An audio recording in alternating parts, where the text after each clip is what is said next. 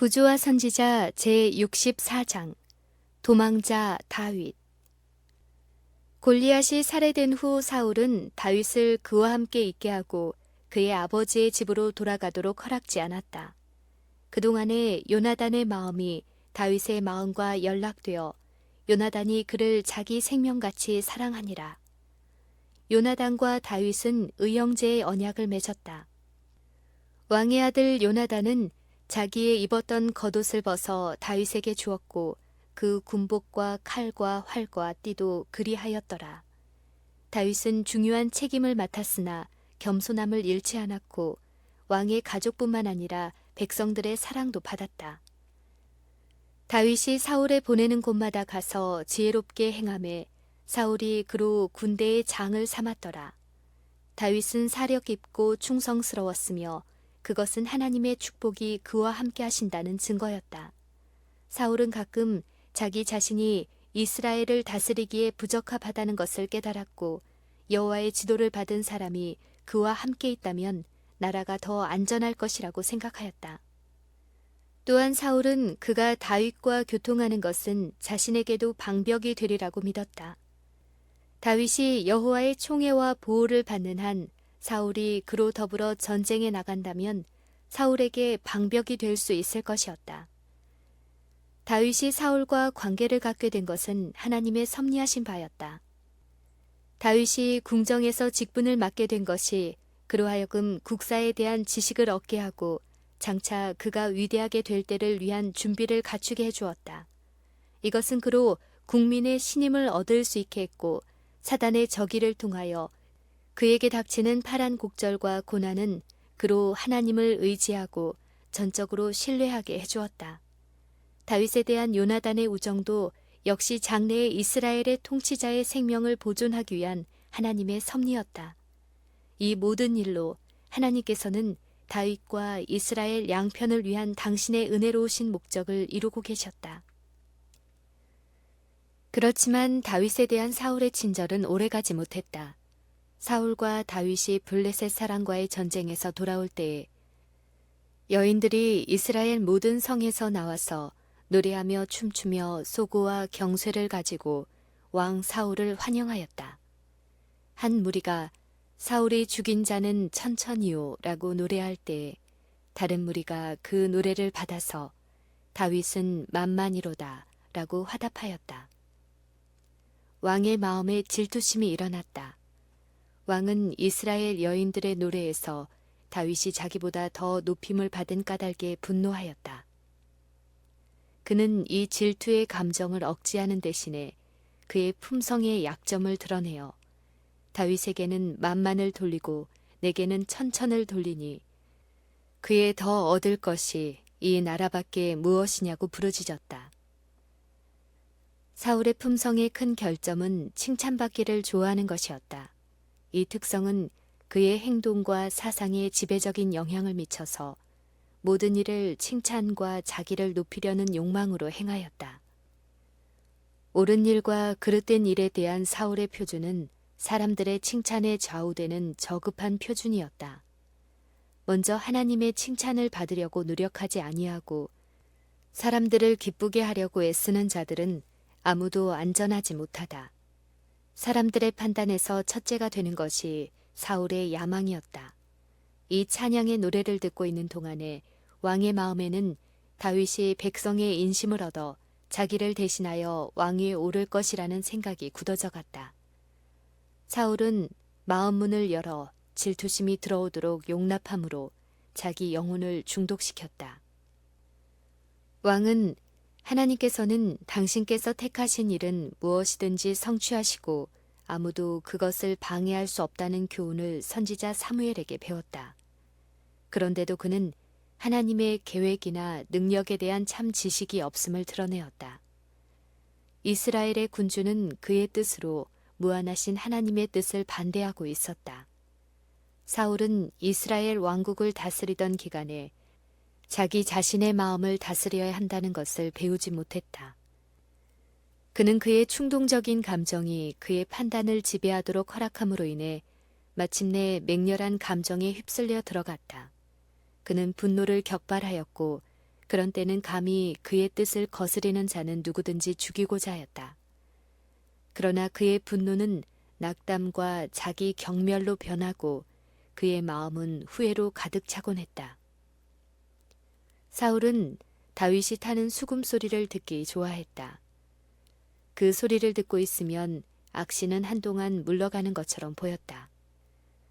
그러나 하루는 다윗이 그의 앞에서 섬기며 하나님을 찬양하는 노래를 부르면서 악기로 아름다운 음악을 연주하고 있을 때 사울은 그의 음악가에게 창을 던졌다.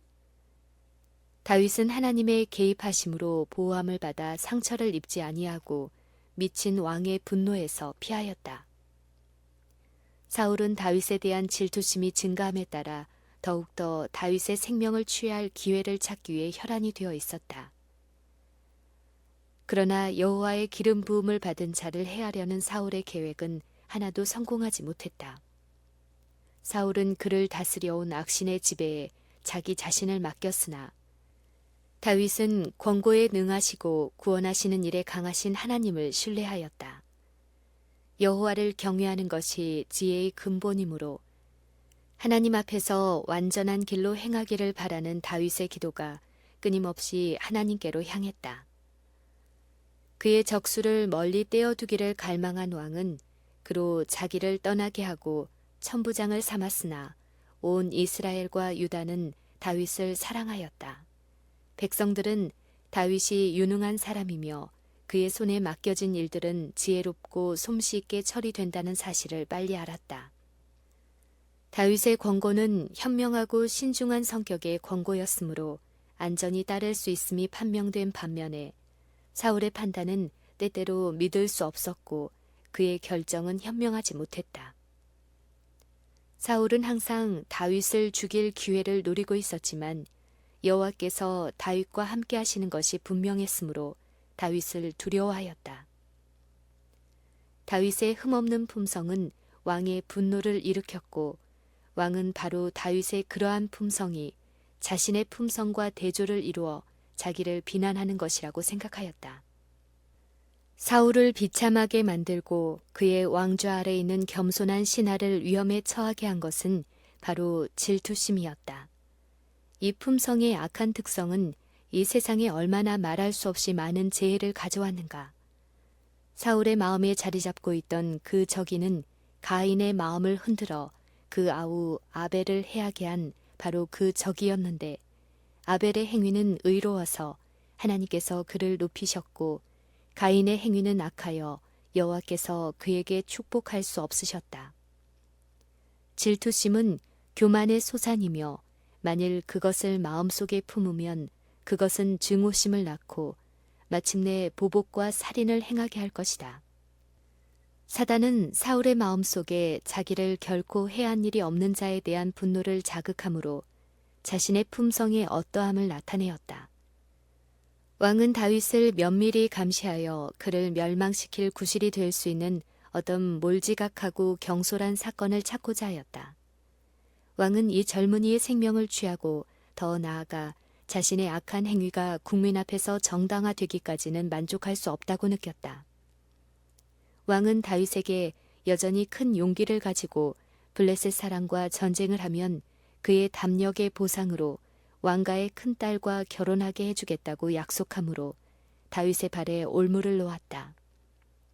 이 제2의 다윗은 겸손히 내가 누구며 이스라엘 중에 내 친속이나 내 아비의 집이 무엇이관데 내가 왕의 사위가 되리이까 라고 대답하였다.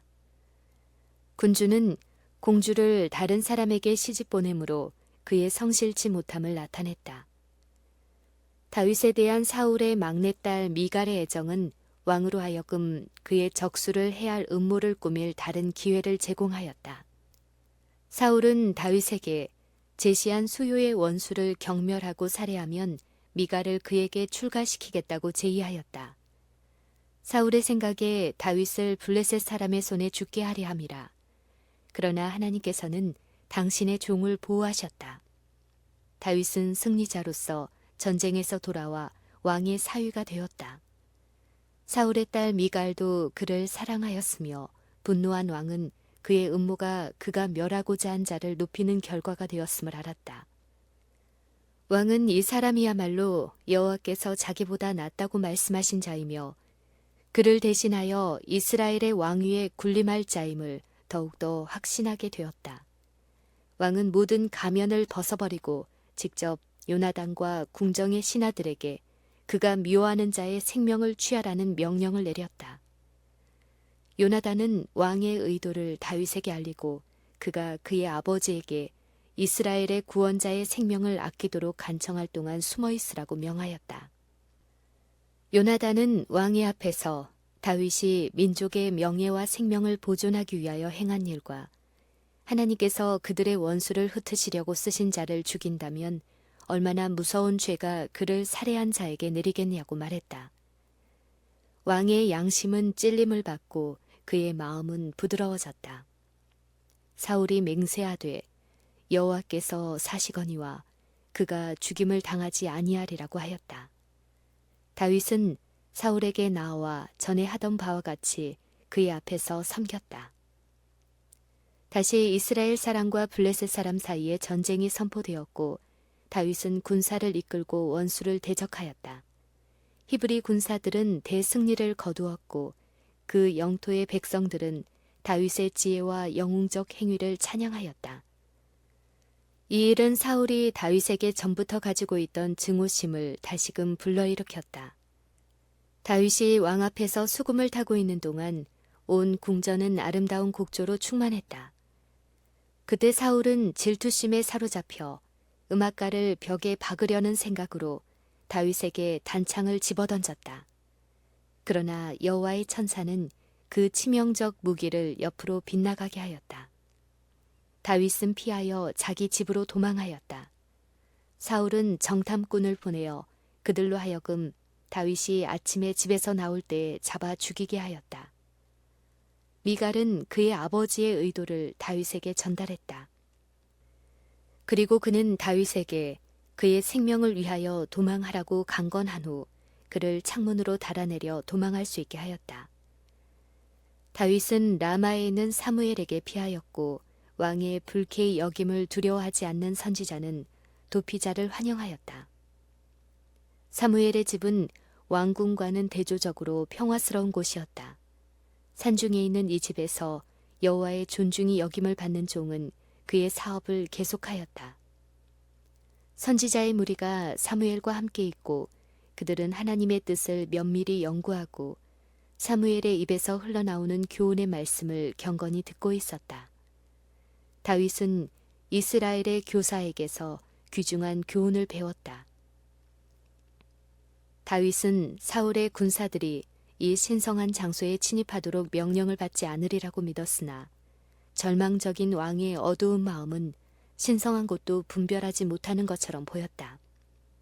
다윗과 사무엘의 교통은 왕의 질투심을 일으켰으니 이는 온 이스라엘을 통하여 하나님의 선지자로 존경을 받는 사무엘이 사울의 적수에게 입신 출세토록 가마를 끼치지는 않을 감이었다. 왕은 다윗이 있는 곳을 알았을 때에 관원들을 보내어 그를 기브아로 데려오게 하였고 거기서 그의 살해 계획을 수행하려고 하였다.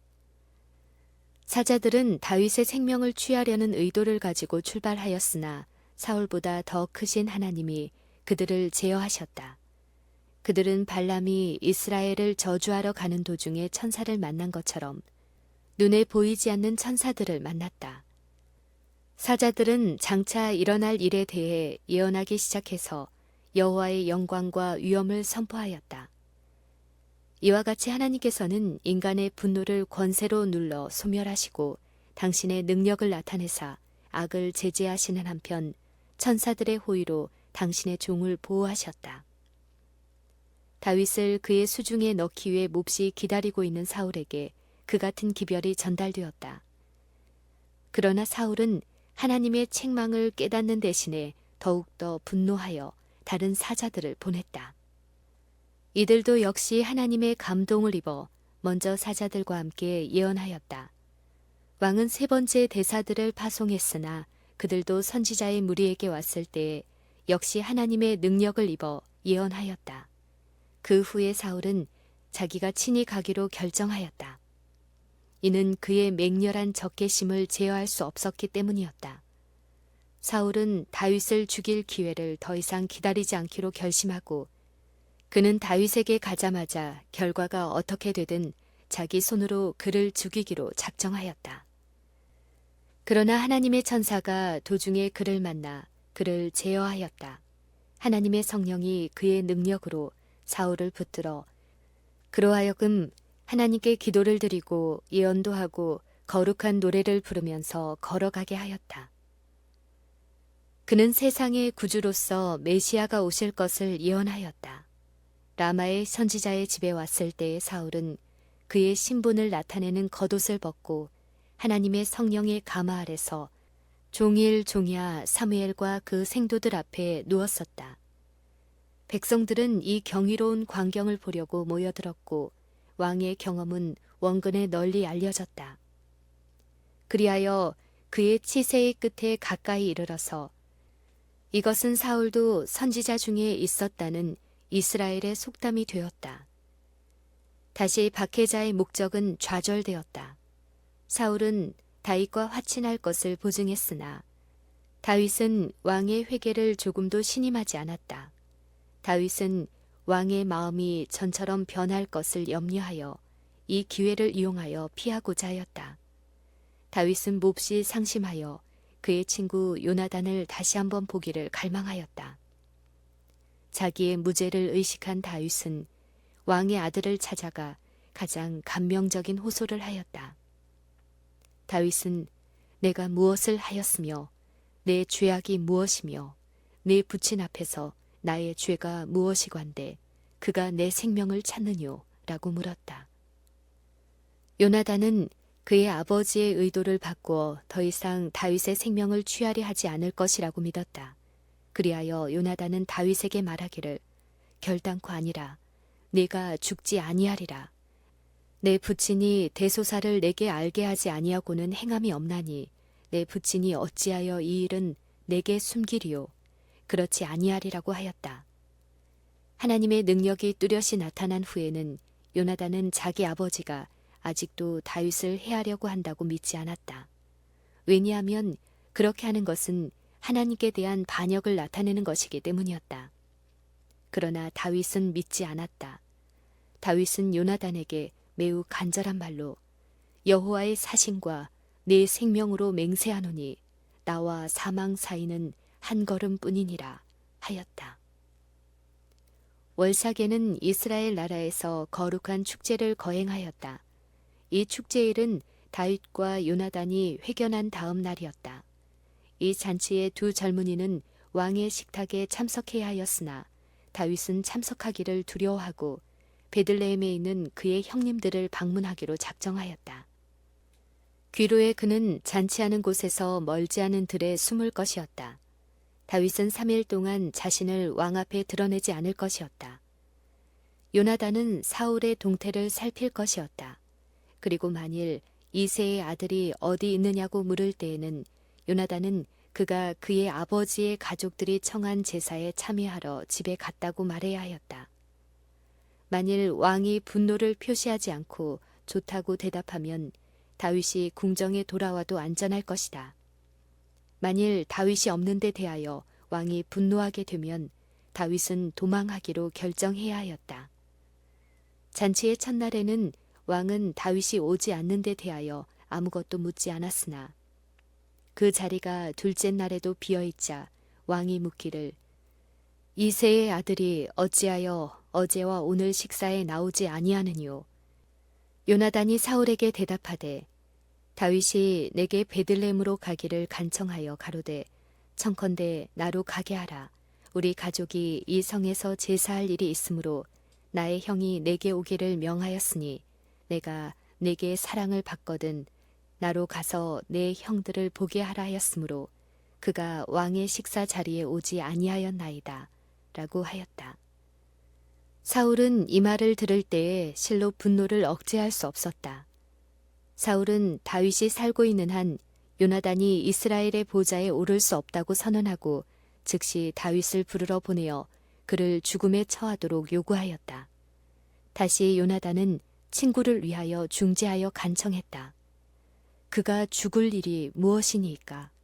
이 간청은 왕에게 사단적 분노를 더하게 할 뿐이었고 왕은 이제 다윗에게 던지려던 창을 자기 아들에게 던졌다. 왕자는 슬픔과 분노로 왕의 앞을 떠나 더 이상 잔치에 참석하지 않았다. 왕자가 정한 시간에 다윗이 그에 대한 왕의 의도를 알기 위하여 숨어있는 곳으로 갈 때에 그의 영혼은 슬픔으로 축 처져 있었다. 두 사람은 서로 목을 안고 슬피 울었다. 왕의 악하고 어두운 감정의 그늘이 이 젊은이들의 생애에 던져졌고 그들의 슬픔은 너무나 격렬하여 말로 표현할 수 없었다. 그들이 작별하여 서로 다른 길로 갈 때에 평안히 가라. 우리 두 사람이 여호와의 이름으로 맹세하여 이르기를 여호와께서 영원히 나와 너 사이에 계시고 내 자손과 네 자손 사이에 계시리라는 요나단의 작별의 말이 다윗의 귀를 울렸다. 왕의 아들은 기브아로 돌아가고 다윗은 몇 마일 떨어졌으나 역시 베냐민 지파에 속한 노비란 성읍에 급히 도착하였다. 성막이 실로에서 이곳으로 옮겨졌었고 대제사장 아히멜렉이 여기서 봉사하였다. 다윗은 하나님의 종에게 밖에는 어느 다른 곳에서 피신할 곳을 찾지 못했다.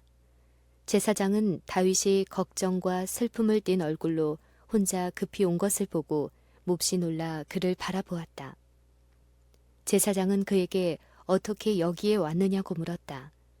젊은이는 발견되지 않을까 하는 끊임없는 두려움에 쌓여 극도의 궁지에 몰려 거짓말을 하였다. 다윗은 제사장에게 자기는 왕의 은밀한 사명을 띠고 파송되었고 먼 여행이 필요된다고 말했다. 여기서 다윗은 하나님께 대한 믿음의 부족을 나타내었고 그의 죄는 대제사장의 죽음을 초래하는 결과를 가져왔다. 만일 사실대로 분명하게 진술했더라면 아히멜렉은 그의 생명을 보존하기 위하여 처신할 방법을 알았을 것이다. 하나님께서는 가장 큰 위험 중에서라도 진실이 당신의 백성의 표가 되기를 요구하신다. 다윗은 제사장에게 떡 5덩이를 요구하였다. 하나님의 사람의 수중에는 거룩한 떡밖에 없었으나 다윗은 계속 그 떡을 먹기에 꺼리끼는 일이 없음을 말하여 그의 배고픔을 만족시킬 떡을 얻었다. 이제 새로운 위험이 나타났다. 히브리인의 신앙을 가졌노라고 공언하는 사울의 목자장 도액이 예배 장소에서 서원을 갚고 있었다. 다윗은 이 사람을 보고 급히 다른 피난처를 찾기로 결심하고 필요할 때에 자신을 방어할 어떤 무기를 얻고자 하였다. 다윗이 아히멜렉에게 칼을 요구했을 때 그는 성막에 유물로 보관해둔 골리앗의 칼밖에 없다고 말하였다. 다윗은 그 같은 것이 또 없나니 내게 주소서라고 대답하였다. 전에 블레셋 사람의 전사를 죽이는 데 사용했던 칼을 잡을 때 다시 다윗의 용기가 회복되었다. 다윗이 가드왕 아기스에게로 도망하였다. 이는 그가 사울의 영토보다 그의 백성의 원수들 가운데가 더 안전하다고 느낀 때문이었다. 그러나 다윗이 여러 해 전에 블레셋 전사를 죽인 사람이란 말이 아기스에게 보고되어 이스라엘의 원수에게 피신처를 구하던 다윗은 자신이 큰 위험 가운데 있음을 알았다. 그러나 그는 미친 것처럼 가장하여 그의 원수들을 속여 도망하였다. 다윗의 최초의 과오는 노베서 하나님을 불신한 것이었고 두 번째 잘못은 아기스 앞에서 행한 기만이었다. 다윗은 고상한 품성의 특성을 드러내었고 그의 도덕적 가치는 그로 하나님의 총애를 받게 하였었다. 그러나 그에게 시련이 이를 때에 그의 믿음은 흔들리고 인간적 약점을 나타내었다. 다윗은 모든 사람을 정탐꾼과 배반자로 알았다. 다윗은 대위기의 때에 믿음의 확고한 안목으로 하나님을 바라보고 블레셋 거인을 정복하였었다. 그는 하나님을 믿고 하나님의 성호를 가지고 나아갔었다. 그러나 쫓기고 박해를 당할 때에 그는 곤란과 고통으로 인하여 하늘에 계신 아버지를 그의 안목으로 거의 볼 수 없었다. 그러나 이 경험은 다윗에게 지혜를 가르치는 데 도움이 되었으니 이는 이것이 그로 하여금 자신의 연약함과 끊임없이 하나님을 의지할 필요를 깨닫게 해 주었다. 억압당하고 절망에 빠진 영혼들에게 오셔서 겁이 많은 자를 격려하시고 나약한 자를 강하게 하시며 시련 당하는 여호와의 종들에게 용기와 도움을 나누어 주시는 하나님의 성령의 아름다운 감화는 얼마나 귀중한 것인가. 죄 많은 자를 온유하게 다루시고 우리가 어떤 큰 슬픔에 짓눌려 있을 때와 역경에서 당신의 인내와 친절을 나타내시는 우리 하나님은 얼마나 고마우신 분인가. 하나님의 자녀들 편의 모든 실패는 믿음의 부족 때문에 생긴다. 그들이 영혼을 에워쌀 때, 빛과 지도가 필요될 때에 우리는 위를 쳐다봐야 한다. 어두움 저편에는 빛이 있는 것이다. 다윗은 한순간이라도 하나님을 불신하지 말았어야 했다. 그는 당연히 하나님을 신뢰했어야 했다. 이는 그가 여호와의 기름 부음을 받은 자였고 위험 중에서도 하나님의 천사들의 보호를 받았었으며 경이로운 일을 하도록 하나님께서 용기로 무장시켜 주신 자였기 때문이었다. 만일 그가 처한 고통스러운 환경에서도 그의 결심이 풀어지지 아니하고 하나님의 능력과 위엄을 생각하였더라면 그는 죽음의 그늘 속에서까지라도 평화를 얻었을 것이며 확신을 가지고 산들이 떠나며 작은 산들은 옮길지라도 나의 인자는 내게서 떠나지 아니하며 화평케 하는 나의 언약은 옮기지 아니하리라 라는 여호와의 언약을 외웠을 것이다. 다윗은 유다 산중에서 사울의 추격으로부터 피난처를 찾았다. 그는 적은 군사를 가지고 큰 군대를 대항할 수 있는 장소인 아둘람 굴의 피신에 있었다. 그 형제와 아비의 온 집이 듣고는 그리로 내려가서 그에게 이르렀다. 다윗의 가족들은 늘 불안했다. 이는 그들의 다윗과의 관계 때문에 언제 사울의 부당한 의심이 그들에게 향할지 알 수 없었기 때문이다. 이제 그들은 이스라엘에서 일반적으로 알려져 있는 일, 즉 하나님께서 당신의 백성의 장래의 통치자로 다윗을 택하신 일을 알고 있었다. 그리고 그들은 비록 그가 외로운 동굴 속에 피신한 자이지만 그와 함께 있는 것이 질투심 많은 미친 왕의 위험을 무릅쓰는 것보다 훨씬 안전하리라고 믿었다. 그의 가족들은 아둘람 굴에서 동정과 사랑으로 연합하였다. 다윗은 목소리와 수금으로 형제가 연합하여 동거함이 어찌 그리 선하고 아름다운고 라고 노래한 아름다운 노래를 만들 수 있었다. 그는 그의 형님들 편에서의 불신의 쓰라림을 맛보았었다. 그러나 불화를 대신한 화목은 방랑자 다윗의 마음에 기쁨을 가져다 주었다. 바로 여기서 다윗은 시편 제57편을 지었다. 오래지 아니하여 왕의 가혹한 요구를 피해 나온 자들이 다윗의 무리에 가담하였다. 이스라엘의 통치자를 신임하지 못하는 자들이 많이 있었는데 이는 그가 더 이상 여호와의 성령의 지도를 받지 않음을 그들이 안 까닭이었다. 환난 당한 모든 자와 빚진 자와 마음이 원통한 자가 다 다윗에게 갔고 그는 그 장관이 되었는데 그와 함께한 자가 400명 가량이었더라. 여기서 다윗은 그의 작은 나라를 만들고 질서와 규율을 세웠다. 그러나 그가 산중에 피해 있는데도 불구하고 안전함을 느끼지 못하였다. 이는 왕이 그를 살해하려는 목적을 버리지 않았다는 끊임없는 증거를 본 까닭이었다. 다윗은 그 부모를 위하여 모압 왕에게 피난처를 구하였으나 얼마 후에 위험에 대한 여호와의 선지자의 경고를 듣고 숨어있던 곳에서 나와 헤렛 수풀로 도망하였다. 다윗이 겪은 경험은 불필요한 것이거나 아무 실속도 없는 것이 아니었다. 하나님께서는 그가 공의롭고 은혜로운 왕이 될 뿐만 아니라 현명한 장수가 되기에 합당한 훈련의 과정을 그에게 주시고 계셨다. 다윗은 피신자들의 무리와 더불어 사울이 그의 살인마적인 감정과 맹목적인 경솔로 전혀 감당할 수 없게 된 그 사업을 인수할 준비를 갖추고 있었다. 사람들이 하나님의 권고를 버리고는 공의롭고 신중하게 행할 수 있는 침착성과 지혜를 가질 수 없다. 하나님의 지혜로 인도함을 받지 아니하고 인간의 지혜를 따르는 것처럼 무섭고 절망적인 질병은 없다. 사울은 아둘람 굴에서 다윗을 함정에 빠뜨려 사로잡을 준비를 하고 있었다. 그러나 다윗이 이미 그 은신처를 떠나버린 것을 알고 왕은 매우 노하였다. 다윗의 도주는 사울에게 신비스러운 일이었다. 사울은 그의 진중에 반역자들이 있어서 그들이 이새의 아들에게 그의 접근과 계획을 알려준다고 믿을 수밖에 없었다. 사울은 그의 신하들에게 자기를 대적하는 음모를 꾸몄다고 단정하고 값진 선물과 명예로운 지위를 주겠다는 약속으로 그들을 매수하여 그의 백성 중에 다윗의 편이 된 자를 알리라고 하였다. 에돔 사람 도액이 고발자로 변신하였다. 야심과 탐욕과 자기 죄를 책망한 제사장에 대한 증오로 마음이 동한 도액은 다윗이 아히멜렉을 방문한 일을 보고하고 그 문제를 하나님의 사람에 대하여 사울의 분노를 선동하는 그런 언사로 말하였다.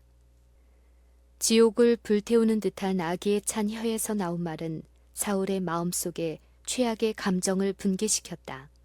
미친 듯이 노한 사울은 제사장의 전 가족을 멸하라고 선언하였다. 그 무서운 명령은 집행되었다. 아히멜렉뿐 아니라 그의 아버지의 집의 가족들, 세마포 에봇입은 85인이 왕의 명령으로 살기 등등한 도액의 손에 살해되었다. 제사장들의 성읍 노베 남녀와 아이들과 젖먹는 자들과 소와 나귀와 양을 칼로 쳤더라. 이것이 바로 사울이 사단의 지배 아래서 할 수 있는 일이었다.